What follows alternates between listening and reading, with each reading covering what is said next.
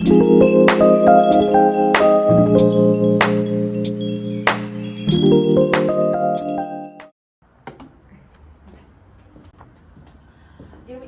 여기에서는 선생님들께서 무슨 문제를 내시냐면 우선은 지문이 그게 긴 수필이 아니어서 이 지문의 내용 일치를 좀 물어보시고 비유법이 좀 많이 쓰여요. 그래서 어디에 이 비유의 의미가 들어가 있는지를 좀 많이 물어보셔서 선생님도 비유법이랑 여러분 이런 표현법을 위주로 좀 설명을 할 거예요. 자, 그럼 우선은 지문을 하나씩 한번 분석을 한번 해봅시다.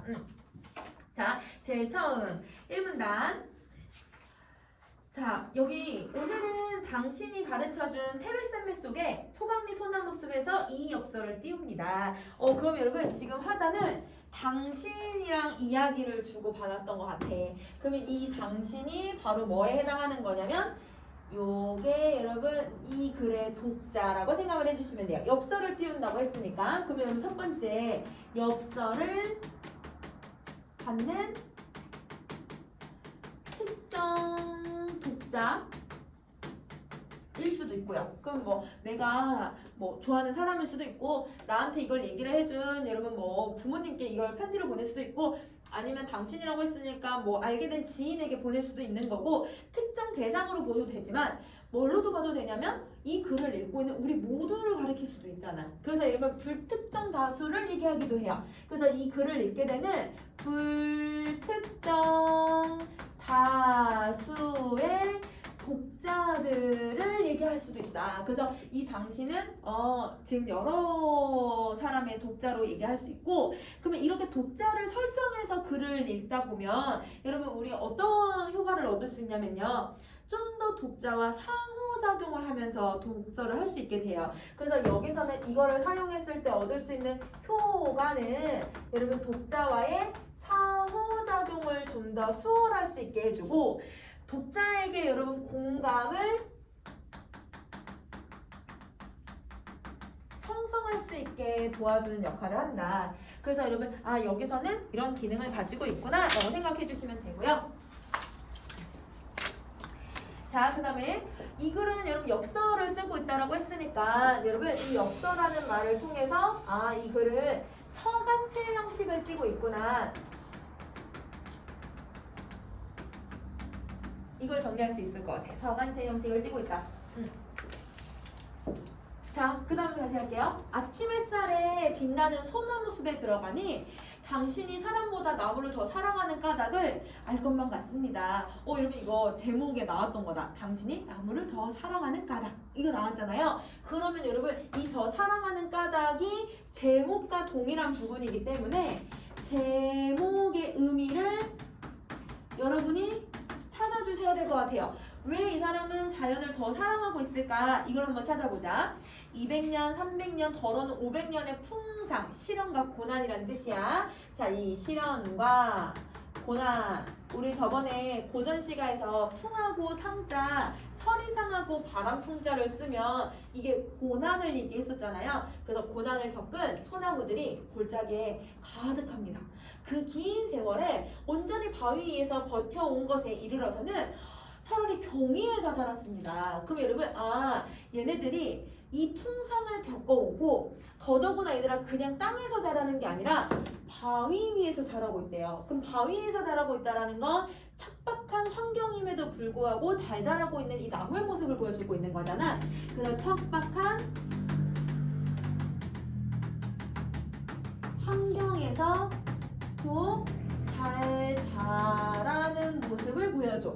그러면 제목의 의미는 이 사람이 당신이 나무를 더 사랑하는 까닭이라는 건 그러면 시련과 고난과 이런 척박한 환경에서도 이런 외부적인 조건에 얘들아 굴하지 않고 잘 자라는 나무의 모습을 여러분 이걸 더 좋아하고 있구나라는 걸 내가 느꼈기 때문에 이걸 얘기하고 있는 거죠. 그러면 여러분 제목의 의미는 외부적 조건에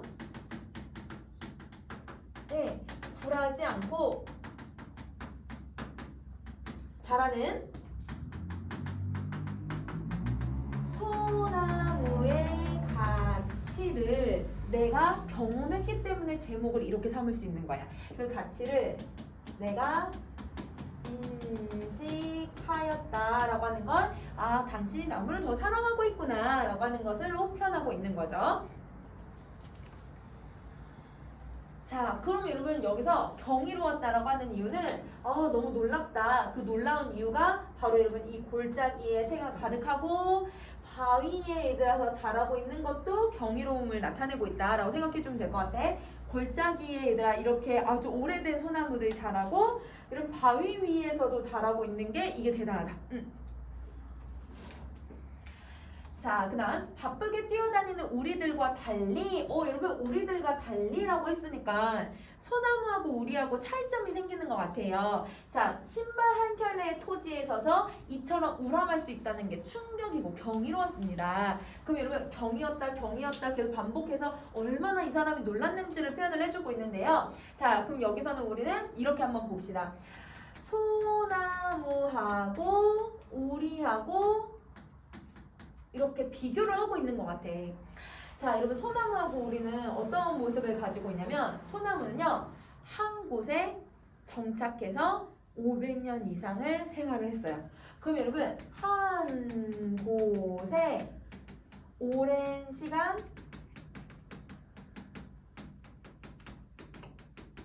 정착을 해요. 그런데 인간 같은 경우는 여러분 우리는 너무 바쁘게 뛰어다녀. 그러니까 이제 오랜 시간 동안 여러분 무언가를 하려고 하는 게 아니라 인간은 너무 바쁘게 뛰어만 다니는 거죠. 그래서 여러분 바쁘게 시간을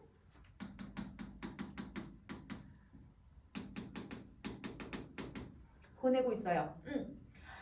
그러면 여러분 이 소나무들은 한 곳에 200년, 300년, 500년 동안 정착을 하게 되면서 그러면서 얘들아 신발 한 켤레의 토지에 의존해서 생활을 하는 거야. 그럼 여러분 이게 여러분 신발 한 켤레라고 하는 토지에 의존해서 생활하는 거고 인간은 그게 아니라 여기저기 바쁘게 허겁지겁 이렇게만 살아가고 있는 모습을 비유를 해주고 있는 거죠. 그러면 이게 다르다라고 생각을 하는 거고 그러면 여러분 신발 한 켤레의 토지라는 거는 지금 이 나무가 토지 하나에 의존해서 오랜 세월을 버티고 있구나라는 걸 보여주는 거야. 그래서 여러분 토지에 의존하여 오랜 세월을 버틴 모습을 이렇게 설명해주고 있다라고 생각해주시면 돼요. 자, 그 다음 갈게요. 생각하면 소나무보다 훨씬 더 많은 걸 소비하면서도 무엇 하나 변변치 이뤄내지 못하는 것에 나에게 소강리의 솔습은 마치 회초리를 들고 기다리는 엄한 스승님과 같았습니다. 자, 여러분 생각하면 이거 뭐예요, 여러분? 우리 성체적 태도 나오죠. 그래서 여러분 교과서 맨 뒤에 자화상이랑 이 당신이 소나무를 사랑한 까닭 그 뒤에 더 보면 여러분 학습활동 또 다른 게 대단한 마무리처럼 되어 있는데 그 부분에서 자화상이랑 얘를 비교를 해요. 그러면 얘도 똑같이 성찰이라고 하는 태도가 들어가 있어서 문제 선생님이 내실 때 성찰적 태도를 각각 어떻게 하고 있는지를 여러분 문제 내실 수 있을 것 같아. 얘는 성찰적 태도를 통해서 자기를 반성을 해요. 근데 윤동주는 성찰적 태도를 통해서 뭐 했어요? 나의 또 다른 이상적 자아를 찾아냈잖아요. 이거 구분하실 수 있으면 좋겠어요. 자, 그래서 이걸보다 훨씬 더 많은 걸 소비하면서도 나는 뭐 하나 이뤄내지 못한대. 그럼 자, 여기서 이거 비유를 또 할 수 있을 것 같아. 얘는 소비가 아주 적어. 별로 안 해. 아주 적은 모습을 보여주는데 나는 소비를 많이 해요. 자, 그리고 여러분 소나무는요 소비를 적게 했음에도 불구하고 어떻게 해요? 아주 많은 것을 이뤄냈어요. 그럼 여러분 많은 것을 이뤄냈는데 나는 변변치 않은 것을 얘들아 이뤄내지 못했어. 그러면 이루지 못하고 있다. 이렇게 정리를 하면 되겠다. 그래서 인간하고 소나무를 이렇게 비교를 해주고 있다라고 생각을 해주시면 돼요. 자, 그러면 여러분 여기 비유법 하나 더 나와요. 엄한 스승. 그러면 여러분 회초리를 들고 엄한 스승이 있다는 건 회초리를 들었다는 건 뭔가 잘못한 거지. 학생이. 그러면 여기서 여러분 이 서술자. 여러분 이 서술자를 산이라고 표현을 하고 그 다음에 소나무를 여러분 스승이라고 표현을 하고요. 이렇게 빗대고 있고 자 회초리를 들었다는 건 그러면 학생이 잘못을 했다는 걸 보여주는 거네.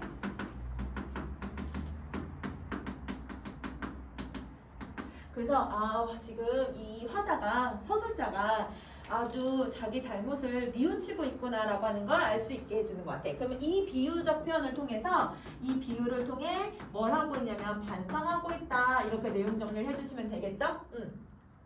이걸 통해 반성하고 있다.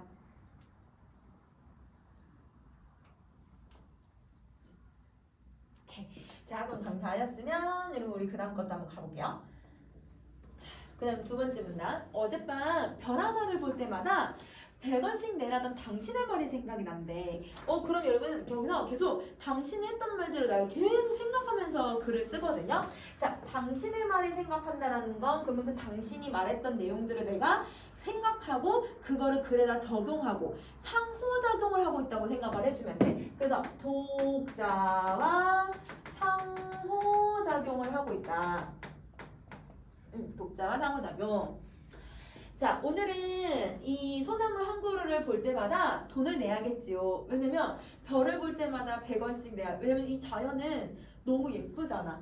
근데 이 예쁜 자연을 우리는 그냥 공짜로 보고 있으니까 이 당신은 여러분 이 아름다운 자연을 보기 위해서 돈을 내야 된다고 생각을 하는 것 같아요. 그러니까 여러분 이 소나무도 경이로운 모습을 가지고 있으니까 돈을 내야 된다고 생각을 하는 거지. 그러면 여기서 말하는 돈이라는 건 어떤 소비라기보단 자연의 아름다운 가치라고 생각을 해주면 될 것 같아.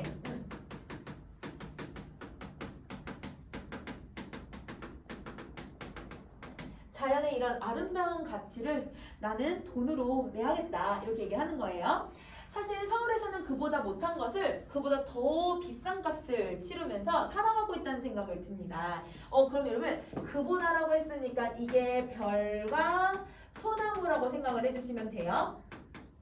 자, 별과 이런 소나무들을 비싼 값에 치르면서 살아가고 있다고 생각을 하는데 언젠가 경복궁 보건공사 현장에 가본 일이 있습니다. 여러분 이게 이 사람의 경험이죠. 체험이에요. 그러면 여러분 경험을 통해서 자신의 얘들아 생각을 제시를 하고 있는 거야. 자, 일제가 파괴하고 변형시킨 조선 전국의 기본 궁제를 되찾는 일은 당연하고 생각했습니다. 여러분 이게 첫 번째 인식이에요. 이 경험을 통해서 나타나는 첫 번째 인식이야.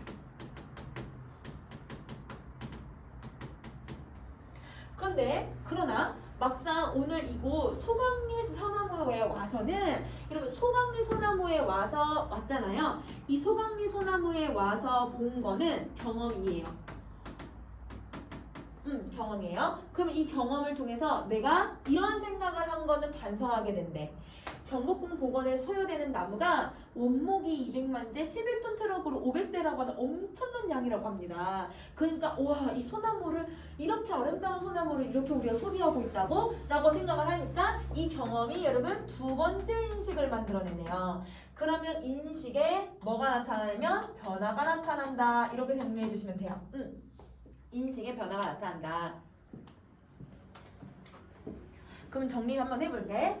첫 번째 인식은 그래 우리의 역사를 바로 세워야지. 역사를 바로 세우기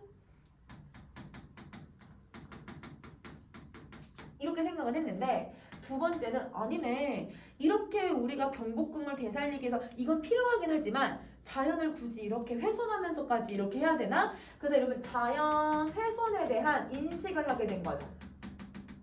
그래서 인식 변화가 나타났다라고 하면 맞고 경험을 통해서 인식의 변화가 나타나고 있으니까 이건 맞다라고 생각을 해주시면 돼요. 자, 그다음에 경복궁 복원에 이런 나무들이 사용이 되죠. 자, 그러면 200만 재, 11만 톤, 500대 여러분 아주 구체적인 수치들이 들어가잖아요. 그러면 이런 구체적인 수치를 사용을 했을 때 여러분 어떤 효과를 얻어낼 수 있냐면 그러면 여러분 이 목재의 양이 어마어마하게 세고 있다라고 해서 여러분 예시를 보여주는 기능도 갖고 자연이 훼손되고 있는 예시일 수도 있고 두 번째 경각심을 부각시켜주기도 해요. 독자에게 경각심을 알려주는 효과도 갖는다. 우리가 소나무가 많이 쓰여라고 하면 그냥 많이 쓰이는 것보다 이렇게 생각을 하게 되는데, 근데 여러분 이렇게 표현을 해버리면 어느 정도인지 얘들아 지금 감이 너무너무 많다라는 걸 알게 되잖아요. 그러니까 그런 경각심을 더 부각시킨다. 자, 소나무가 없어져 가고 있는 지금에 와서도 기어의 소나무로 보관한다는 게 무리한 고집이라고 생각을 합니다. 그러니까 다른 나무들도 있을 수도 있잖아. 대체할 수도 있는데 굳이 소나무로? 소나무가 이렇게 없어지고 500년, 200년 된 나무들을 굳이? 이렇게 생각을 하는 거지. 수많은 소나무들이 베어져서 눕혀진 광경이라니 감히 상상할 수가 없습니다. 그것을 이를테면 고난에 찬 몇백 년만의 세월을 잘라내는 것이나 다름이 없습니다. 자, 여러분 고난에 찬 이 고난이 아까 무슨 단어랑 똑같았냐면 우리 아까 앞에서 풍상이라고 했던 거 혹시 기억나요? 풍상에 얘들아 몇백만 년의 세월을 잘라내는 거와 똑같대. 이 소나무들이 얘들아 거의 500년 이상이 되는 애들이 많았잖아요. 200년에서 500년 이렇게 되어 있는 소나무들을 잘라내는 걸 이 세월은 여러분 소나무라고 생각하시면 되죠. 그래서 화자는 소나무를 베어내는 것뿐만 아니라 그냥 우리가 그동안 아주 오랜 세월 동안 200년, 500년 동안 있었던 그 세월을 잘라내는 거나 다름없다라고 생각을 하고 있어요. 그러면 여러분 여기서 인간의 어떤 모습을 보여주고 있냐면 인간의 소비에 대한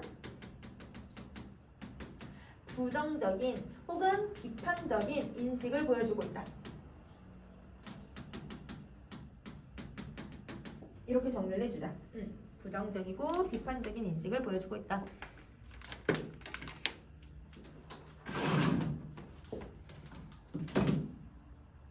자, 그럼 정리 다 하셨으면 그 다음 것도 볼게요.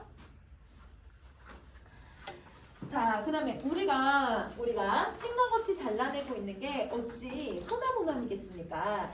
없어도 되는 물건을 만들기 위해서는 없어서는 안 될 것들을 마구 잘라내고가 있는가 하면 아예 사람을 잘라내고 나는 일마저 서슴지 않는 게 우리의 현실이기 때문입니다. 자, 여기서부터 여기까지 이러면 이 필자가 어떤 인식을 가지고 있는지 한번 살펴볼게요. 필자는요, 소나무를 너무 무분별하게 여러분 소비한다고 생각을 해요. 근데 소나무만 소비하는 게 아니라 물건을 만들기 위해서 온갖 것들도 다 소비한다고 생각을 해. 그럼 물건을 만들기 위해서 필요한 재료들도 소비를 하고요. 더 나아가서 여러분 이 인간들까지도 소비를 한다고 생각을 해요.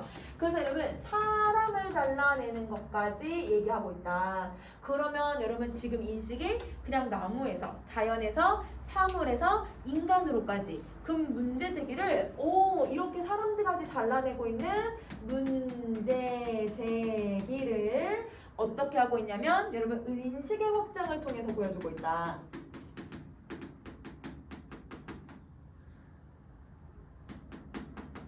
인식의 확장을 통해서 드러내고 있다. 자, 그러면 필자는 단순히 그냥 소나무만 보는 게 아니라 소나무에서 인간까지, 소나무에서 여러분 이런 다양한 것까지 이렇게 생각을 하고 있다라고 생각해주면 돼. 자, 계속 비판적인 인식 가지고 있는 거야. 우리가 살고 있는 이 지구 위의 유일한 생존 생산자는 식물이라고 하던 당신의 말이 생각납니다. 여러분 당신의 말이 생각난다. 또 당신과 뭐 하고 있어요? 상호작용하고 있는 거죠. 당신과 상호작용. 자, 동물은 완벽한 소비자입니다. 그 중에서도 최대의 소비자가 바로 사람입니다. 사람들은 생산이란 고작 식물들이 만들어 놓은 것에다 땅속에 묻힌 것들을 파내어서 소비하는 것에 지나지 않습니다. 그럼 여러분 지금 필자는요, 사람은 생산을 거의 하지 못한다 이렇게 생각하는 거네. 그럼 여러분 사람은 완벽한 소비자라고 생각을 하는 거야. 자연에서 여러분 우리가 생산하는 건 그냥 농사, 사실 농사도 인간이 노력이 필요하긴 하지만 땅이 해내고 바람이 해내고 해가 해내고 이러면 자연이 하고 있는 행동이잖아요. 그러니까 사람은 그냥 수확만 하고 그냥 이런 씨를 뿌리고 이런 행동밖에 하는 게 아니다 이렇게 얘기하는 거야. 자, 쌀로 밥을 짓는 일을 두고 밥의 생산이라고 할 수 있는 건 아니다. 맞죠? 이러면 쌀로 밥을 짓는다고 해서 우리가 밥을 생산했다라고 할 수 있는 거는 아닌 거지. 왜냐면 이 쌀은 자연에서 만들어진 거니까. 자, 그래서 생산의 주체가 아니라 소비의 주체가 되고 급기야 소비의 객체로 전락하는 게 바로 사람입니다. 그럼 여러분 사람을요, 소비자라고 생각하는데 소비자에서도 필자는 어떤 생각을 하고 있냐면 최근 소비의 주체에서 소비의 객체가 되고 있다 이렇게 생각을 하는 거야. 이렇게.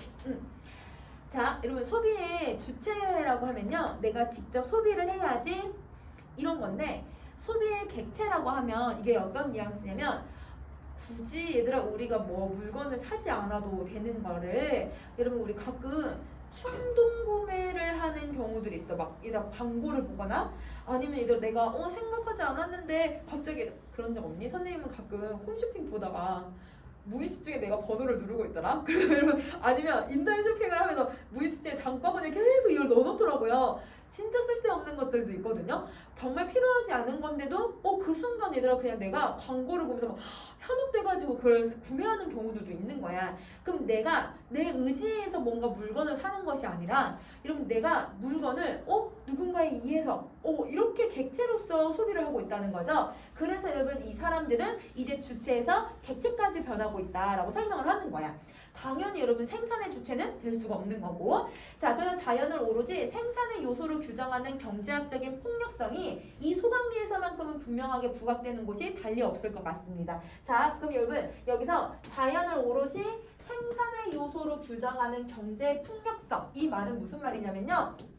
이렇게 보시면 돼요. 우리가 이제 근대 철학에 나오는 개념인데요.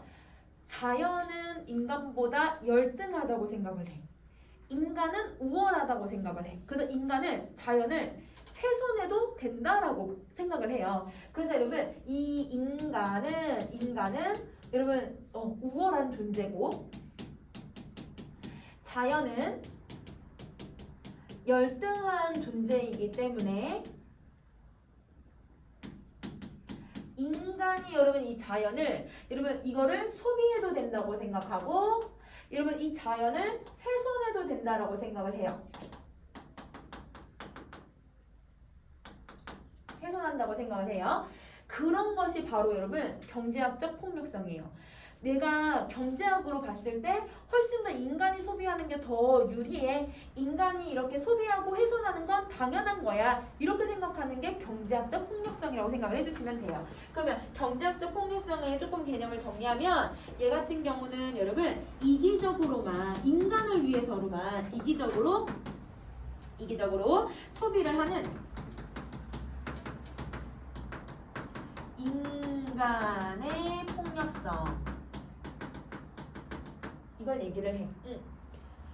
그러니까 여러분 이게 우리가 자연이랑 함께 공존하면서 살고 있는 자연 이 지구잖아요.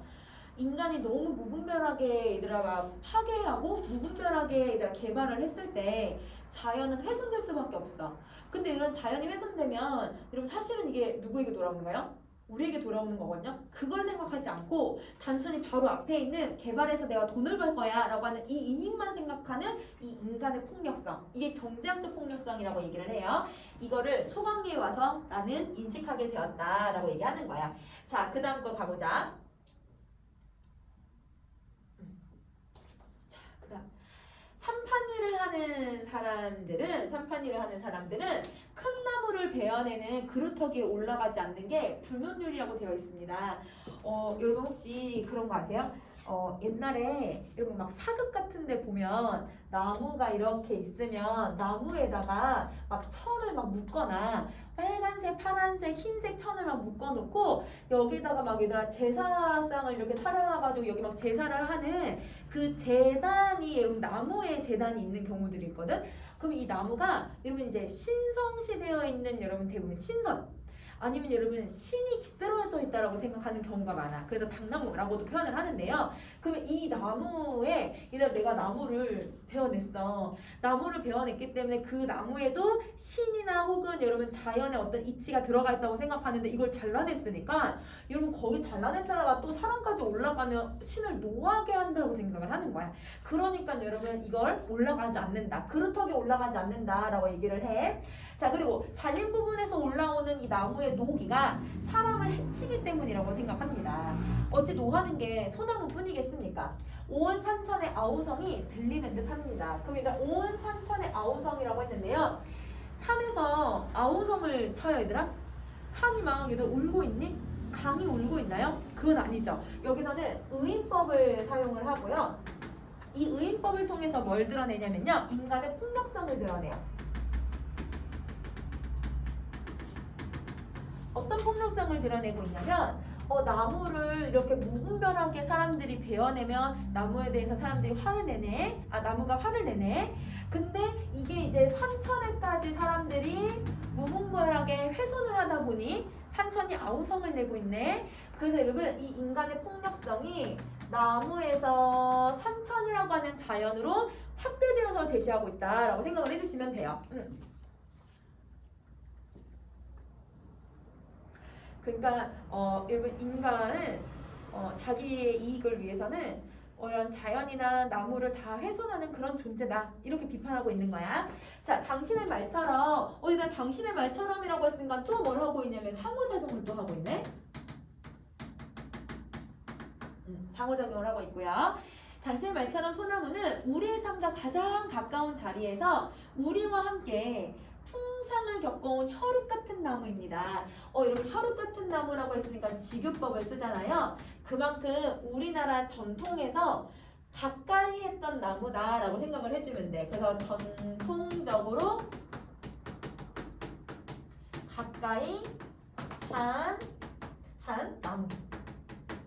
이런 거 있잖아. 그 나라마다 되게 친근하게 생각하는 식물들이 있잖아요. 그 우리나라 같은 경우는 무궁화가 우리나라 국화니까 되게 친근하게 느껴지는 거고, 혹은 진달래꽃. 지금은 그렇진 않지만 옛날 할머니들 같은 경우는 배가 고프면 봄에 먹을 게 없으니까 진달래 꽃잎을 따서 먹었대. 그러니까 그게는 식용이 가능한 애거든. 그래서 진달래 꽃 같은 걸로는 얘가 꽃전도 만들어 먹고 이렇게 해가지고 그거는 꿀이랑 그런 걸 먹을 수가 있으니까 너무 배가 고파서 그걸 먹어. 그러면 사람들이 배고프면 먹고 그다음 흔하게 볼 수 있는 꽃이고 그러면 되게 친근하게 느껴지잖아. 그러면 소나무도 그런 거라고 생각을 하는 거야. 우리나라에서 소나무가 되게 다양하게 많이 자라기도 했었고, 소나무는 우리 삶에 가장 밀접한 부분들에 가장 영향을 미쳤던 거야. 어떤 거냐면 사람이 태어나면 금줄에 솔가지를 꽂아서 부정을 물려. 그러면 여러분 사람의 탄생부터 소나무랑 같이 하는 거야. 더 나아가서 사람이 죽으면 소나무 관에 누워서 솔밭에 묻히는 것이 우리의 일생이라고 생각을 해. 그러면 여러분 탄생부터 죽음까지를 누구랑 함께 한다고 생각을 하냐면 소나무랑 함께 한다고 생각을 하는 거네요. 자, 그리고 그 무덤 속에 한을 달래주는 게, 여러분 죽은 사람이 한을 달래주는 게 그게 솔바람이에요. 그럼 이따 죽고 나서도 이게 나무가, 소나무가 이걸 배려를 해주는 거네. 그러면 소나무가 하는 역할 하나씩 정리해볼게. 요거 하나, 여러분 관, 솔바람. 자, 그 다음에 솔바람뿐만 아니라 솔빛, 솔향, 여러분 이런 것들 모두 다 우리 정서와 깊숙이 들어와 있지 않은 것들이 없습니다. 그리고 우리 더더구나 막 추석 때 송편 빚을 때랑 이럴 때도 솔잎을 따가지고 우리 송편을 같이 얘들아 쪘대요. 왜냐면 솔향이 쫙 올라오면서 떡이 더 맛있어진다고 얘기를 하더라고. 그러면 여러분 이런 게 우리 일상 하나하나의 소나무와 아주 밀접한 관계를 가지고 있다라고 하는 걸 얘기하는 거야. 더더구나 소나무는 고절, 얘들아 우리 선생님이 고전 시간에서 이 절자가 들어가면 뭐라고 해석했는지 혹시 기억나니? 이 절자 지조. 그래서 여러분 지조의 상징 사군장. 그래서 여러분 지조 사군장의 상징으로 우리의 정신을 지탱하는 기둥이 되고 있습니다. 자, 그럼 여러분 이 고절이라고 하는 건 그러면 소나무가 가지고 있는 전통적인 가치. 아까 위에 1, 2, 3, 4, 5는 소나무가 일상에서 같이 하는 것들이었고, 이거는 여러분 소나무의 전통적인 가치. 이렇게 정리를 해주자. 소나무의 전통적인 가치를 얘기한다. 자, 그래서 금강송이다. 소나무는 고등 둔치에서뿐만 아니라 암석지에 굳고 뒤틀린 나무에서도 우리는 그 굳은 지조를 읽어낼 줄 압니다. 자, 여러분 금강송은 어떤 소나무냐면요, 진짜 이거 소나무인데 이렇게 곱게 자라는 소나무를 얘기하는데, 소나무가 대부분 얘들아 약간 산에 높은 곳에 가거나 이러면 소나무가 약간 막 이렇게 해서 얘들아 막 이런 식으로 이렇게 휘어서 자라는 경우들도 있다. 근데 이렇게 휘어져 있음에도 불구하고 화자는 우리 옛날 사람들은 여기서 뭐가 있다고 생각을 하냐면 지조절개가 있다고 생각을 했어. 그러면 여러분 겉모습만 보는 게 아니라 소나무 내면에 있는 소나무 본질에 있는 지조절개를 우리는 어렸을 때 우리 옛날부터 전통적으로 이걸 이해해 왔다 이렇게 얘기를 하고 있는 거야. 오늘날 상품미학과는 전혀 다른 미학을 우리는 일찍부터 갖고 놓고 있었습니다. 그럼 여러분 이 말은 어떤 말을 얘기하고 있냐면 전통적으로 봤을 때 전통적으로는 우리는 어떤 지조나 되게 숭고한 정신, 숭고하거나 아주 고상한 정신을 우리는 추구해 왔는데 현대에서는 여러분 어떤 미학을 갖고 있냐면 상품 미학 이런 거잖아. 빨리 만들어지면 좋고 많이 만들어지면 되고 그러니까 대량 생산과 얘들아 빨리 만들어지는 게 중요하잖아요. 대량 그 다음에 여러분 아니면 빨리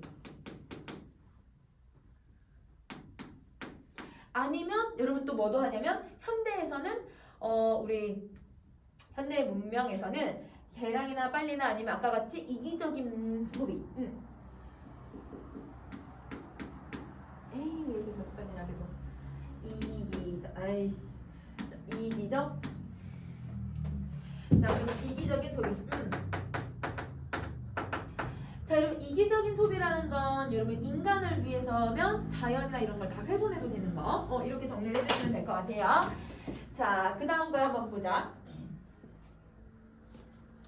자 나는 문득 당신이 진정 사랑하는 게 나무가 아니라 나무 같은 사람이라는 생각이 들었습니다. 이러면 우리 제목이 뭐였어요? 당신이 나무를 더 사랑하는 까닭이라고 했었는데 나무를 사랑하는 게 아니라 나무 같은 사람을 사랑하는 거라고 나는 생각을 해. 그러면 여기서 나무 같은 사람이 어떤 건지를 한번 정리 한번 해보자. 메마른 땅을 지키고 있는 수많은 사람들이라는 생각이 들었습니다. 이거를 이제 누가 사랑한다고 생각하냐면 이게 여러분 당신이 사랑하는 사람인 거지.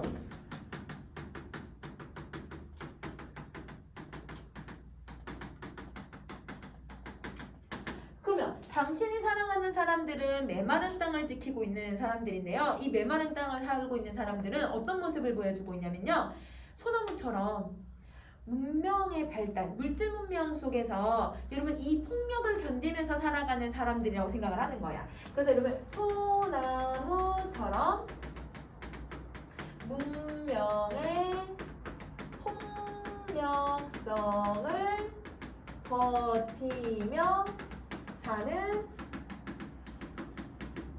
사람들, 이런 사람들을 우리 얘기하고 있고요. 그 사람들은 여러분 자 우리 아까 소나무, 소강리 소나무에서 바위에서도 이들 소나무가 자라고 있었다고 했잖아.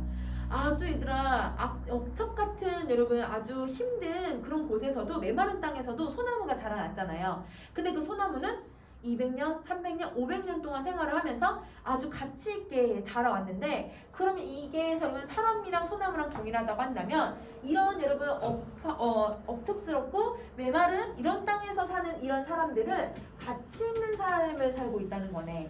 자, 이 소나무처럼 문명의 폭력성을 버티면서 사는 것처럼 가치 있는 삶을 사는 사람들 이렇게 정리를 해주시면 될 것 같아요. 이 사람을 당신이 좋아하는 것 같다. 자, 문득 지금쯤 서울거리 자동차에 앉아있을 당신을 생각했습니다. 그런 문명 속에서 버티면서 사는 사람들 그리고 딴 섬에 갇혀서 목말라하는 남산의 소나무들을 생각을 했습니다. 남산의 소나무가 이제는 더 이상 살아남기를 포기하고 자손들이나 기르겠다라고 하는 체념으로 무분무수한 솔방울을 달고 있다는 당신의 이야기는 우리를 슬프게 합니다. 여러분 이제 자연이 인간의 이기적인 행동과 다른 경쟁 논리 때문에 여러분 이 소나무가 제대로 못 자라는 거야. 그러니까 소나무가 그래도 이 자연이 되게 신기한 게 내가 여러분 지금 죽을 것 같다라고 하면 후손을 남기기 위해서라도 어떻게든 변화를 한다? 그럼 여러분 선생님 한번 얘기해 준 적이 있는 것 같은데 여러분 막 곰이 여러분 이렇게 그 웅감 여러분 그걸 많이 빼내니까 그러니까 살아있는 상태로 빼거든요. 근데 이제 이 쓸개 즙을 빼내는 건데 여러분 원래는 죽이고 나서 쓸개즙을 빼. 근데 여러분 그러면 한 번밖에 못 빼잖아. 근데 이 쓸개즙이 다시 또 만들어질 수 있다고 하더라고요. 그래서 살아있는 애한테 저 이만한 바늘을 꽂아가지고 그 쓸개를 빼거든요. 근데 걔네들이 너무 고통스러우니까 자기 자손들을 어떻게 하냐면 쓸개가 없이 태어나게 만들어. 이거 되게 신기한 것 같아, 얘들아. 그래서 곰들 중에 그렇게 아주 열악한 환경에서 사는 애들 중에 쓸개 없이 태어나는 곰들이 있대. 왜냐면 그 고통을 후손에게 남기고 싶지 않은 거야. 그럼 뭔가 얘들아, 후손에게 남긴다는 건 지금 경쟁 논리 때문에, 그 다음에 이기적인 사람들의 삶 때문에 지금 이 소나무들이, 남산의 소나무들이 얘들아 자기가 버틸 수 없다고 생각을 하니까 솔방울들을 만들어. 그래서 자기 뿌리를 뽑아내는 거야. 자기의 자손을 남기는 거지. 그 자손을 남긴다는 건 자기는 죽더라도 자기의 후손들은 남았으면 좋겠다라고 하는 희망이야. 자기는 죽더라도 이러면 이 솔방울들을 달고 있어서 이 솔방울들이 뿌리를 내려가지고 다시 살아날 수 있게 해주는 그런 의지를 얘기를 해. 그래서 이건 희망과 의지와 저력이라고 생각을 해주시면 돼요. 근데 얘들아, 이거는 좀 와, 대단하다 라고 생각할 수도 있지만 한편으로는 인간이 이렇게 만든 거기 때문에 우리가 되게 얘들아 씁쓸하게 만들어내고 있다라고 해서 하자가 우리를 슬프게 한다, 이렇게 얘기를 하고 있네. 더구나 그 솔방울이 쌀을 키울 땅마저 황폐해져 버렸다는 그 사실이 우리를 더 암담하게 만들어. 그럼 여러분, 싹을 키울 곳조차 황폐해졌다는 건 희망이 얘들아 갖지 못하는 현실을 얘기를 해요. 이건 뭘 비유하냐면 희망을 갖지 못하는 비정한 현실. 이렇게 정리하자.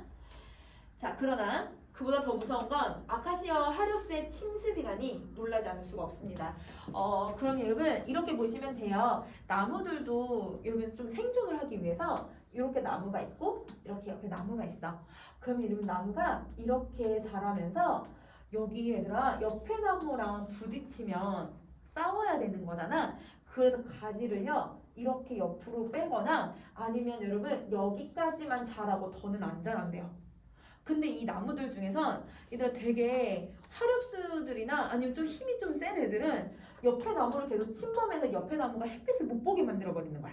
그럼 옆에 나무가 어때? 죽어 말라서 죽잖아. 햇빛을 못 받았으니까. 그러면 옆에 나무랑 다시 이렇게 해서 자라는 거야. 여기 옆에 있는 나무는 죽는 거야. 그러면 이런 여러분 아카시아나 이런 여러분 화렵수들이 너무 많아지다 보니까 그 나무들이 누구를 죽이냐면 여러분 소나무를 죽이더라. 그러면 이게 여러분 경쟁 논리예요. 그러면 인간의 여러분 이기적인 소비도 있지만 여러분 이런 경쟁 논리 때문에 여러분 소나무는 자랄 수가 없는 거야. 솔방울들이 자랄 수도 없는 상황이 되는 거죠. 자, 그래서 여기서는 이런 무한 경쟁의 비정한 논리가 뻗어나오지 않는 곳이 없습니다. 이렇게 얘기를 하고 있거든요. 그러면 이게 여러분 이렇게 받으시면 될 것 같아요. 얘는 현실에서뿐만 아니라 소나무에서 나타나는 문제의식 제시를 해줘. 우리는 너무 많은 여러분 이런 소비, 너무 많은 이기적인 행동, 너무 많은 자연훼손으로 인해서 너무 많은 경쟁으로 인해서 우리는 이렇게 살고 있다. 무한 경쟁에서 살고 있다라고 얘기하고 있는 거야. 오케이, 그럼 여기까지 정리하셨으면 이제 마무리 조금 더 남았으니까 그거 한번 가봅시다. 자, 나는 마치 꾸중을 듣고 집에 나오는 아이처럼 산에서 나왔습니다. 얘들아, 꾸중을 듣고 온 아이, 아까 얘들아 회초리를 든 스승 같다라고 했잖아요. 그럼 여기도 얘들아 지금법을 사용을 해서 여기서 반성하고 있구나 라는 걸 알 수 있게 해줘요. 솔방울 한 개를 주워 들고 내려오면서 생각을 했습니다. 이 거인에게 잡아먹힌 소년이 솔방울을 손에 쥐고 있었기 때문에 다시 소생했다라는 신화를 생각을 했대요. 그럼 여러분 이거는 신화의 내용을 인용을 하고 있네요. 그러면 여러분은 여기서 신화를 왜 인용했는지를 보셔야 돼요. 소생했다는 건 다시 태어났다고 했으니까 솔방울이 얘들아 아까 나무들이 솔방울을 통해서 희망을 전하려고 했었잖아. 그러니까 이 솔방울에 이 희망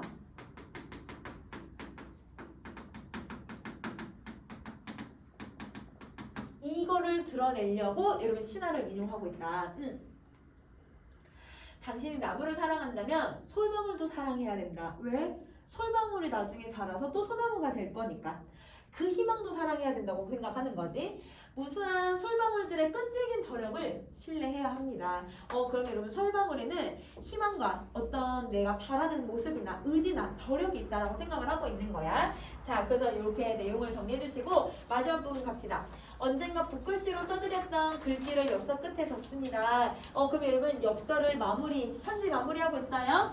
처음으로 새가 만들어졌을 때 우리 여러분 동그라미 표시할게요. 새 동그라미 표시하시고 이 세상 모든 나무들은 두려움에 떨었대요. 나무 동그라미 표시할게요. 그러나 어느 생각 깊은 나무가 말했대요. 두려워할 거 없다. 우리들이 자루가 되어주지 않는 한 새는 결국 우리를 해칠 수 없다. 자, 그러면 자루에다 동그라미 표시하고 자, 우리를 해칠 수 없다라고 하는 부분에 밑줄 긋고 이거의 상징적 의미를 한번 살펴보자. 여러분 여기서 나무는요 누구를 빗대고 있는 거냐면 인간을 빗대는 말이에요. 자, 그 다음에 새는요 누굴 얘기하는 거냐면 폭력성을 얘기를 해요.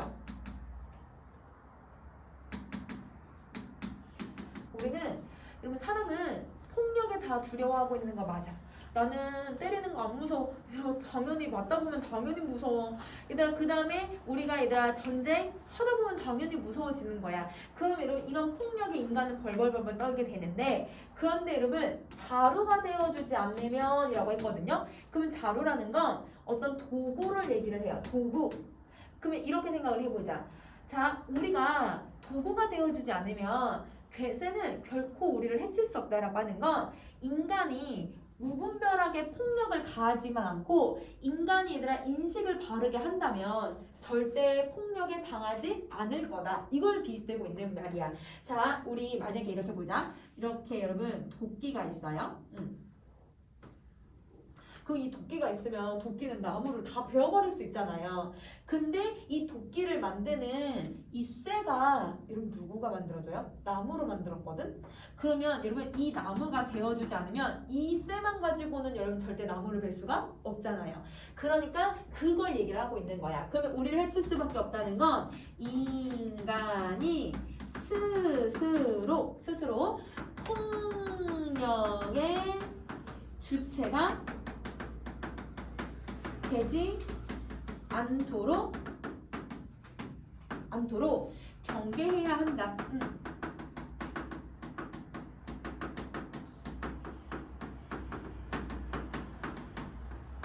이걸 드러내고 있다. 이렇게 정리를 해주시면 돼요.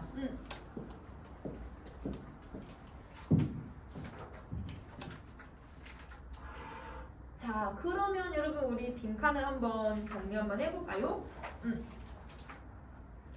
자, 빈칸 9쪽 갈게. 자, 9쪽에 여러분 주제를 한번 보기 전에 여러분 우리 성격을 한번 봐주세요. 성격에 여러분 비판적이고 사색적이라고 했는데 여러분 이 사색적이라고 하는 표현은 생각을 많이 하다라는 뜻이어서 쉽게 말하면 뭐랑 비슷한 표현이냐면 성찰적이라는 말과 똑같아. 그래서 여러분 사색적으로 여러분 주제를 드러내고 있다. 아니면 성찰적으로 화자의 태도를 드러내고 있다. 다 똑같은 말이야. 그래서 여러분 사색이랑 성찰 비슷한 말이라고 생각해 주시면 되고. 자, 그럼 주제를 갈게요. 주제 첫 번째. 무차별한 소비와 무한 경쟁의 논리가 지배하는 현대 사회에 대한 비판. 이거 하나랑 그 다음 두 번째.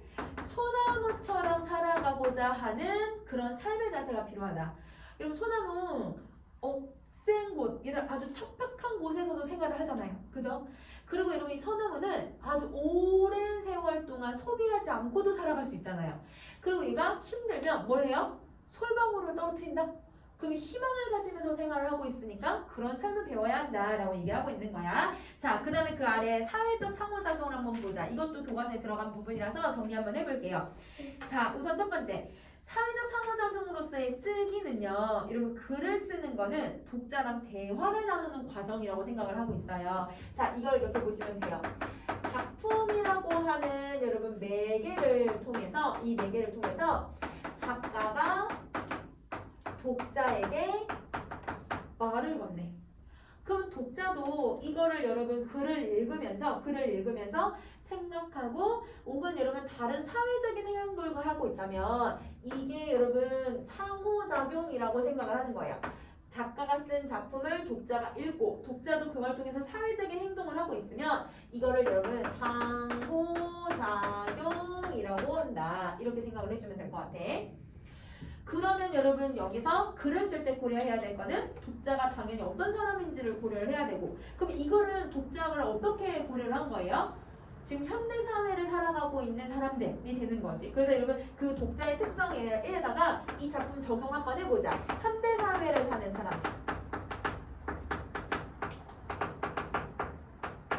이렇게 정리를 해주고, 자, 두 번째. 독자의 이해를 위해서 적절한 표현 방법이 필요하대요. 어떻게 했냐면 여러분 비유법을 많이 쓰기도 했고요. 아니면 아까 신화를 인용해 주기도 했고요. 혹은 여러분 내가 이랬는데 경복궁에서 나의 경험을 경험을 제시해 주기도 하고요. 그러면 이런 다양한 여러분 표현법들을 통해서 주제를 이 작품에선 드러내고 있다라고 생각하면 돼. 신화 인용, 경험 일화를 제시. 자, 그다음 세 번째. 글을 읽었을 때 독자의 생각. 그러면 너도 이제 소나무 말고 솔방울도 생각해야 합니다. 아니면 당신이랑 나랑 이런 대화를 나눴습니다. 계속 여러분 당신에 대한 이야기를 계속 해줬잖아요. 그래서 이 작품에서는 당신이라고 하는 말을 통해서 계속 여러분 상호작용하고 독자의 생각이 무엇일지를 예상하고 있다라고 생각해 주시면 돼요. 이 작품의 적용도 한번 해봤고, 개념 보면서 적용 한번 해봤고, 자, 그 다음에 이제 사회적 상호작용의 읽기도 한번 가보자. 글을 읽고 난 후에 다른 사람과 공유하고 여론을 형성하는 것을 얘기를 해요. 그래서 글을 읽었을 때 내가 처해 있는 구체적인 상황, 혹시 나도 이런 현대사회에 비판하고 있는 혹은 이기적인 소비를 하고 있는 건 아닐까? 나에 대해서 되돌아보고, 자, 그 다음에 사회적, 문화적, 역사적인 배경을 고려를 하는데, 옛날에는 전통적 가치가 이런 게 있었구나. 근데 지금은 이런 현대 소비를 하고 있는데, 자, 우리 문화는 옛날에는 관에 묻히고 뭐 어떻게 하고 이런 문화가 있었구나. 근데 우린 지금 이런데. 이렇게 해서 이 작품에 적용해서 충분히 문제가 나올 수 있을 것 같아. 그래서 얘는 이렇게 참고만 해줘도 될 것 같아요.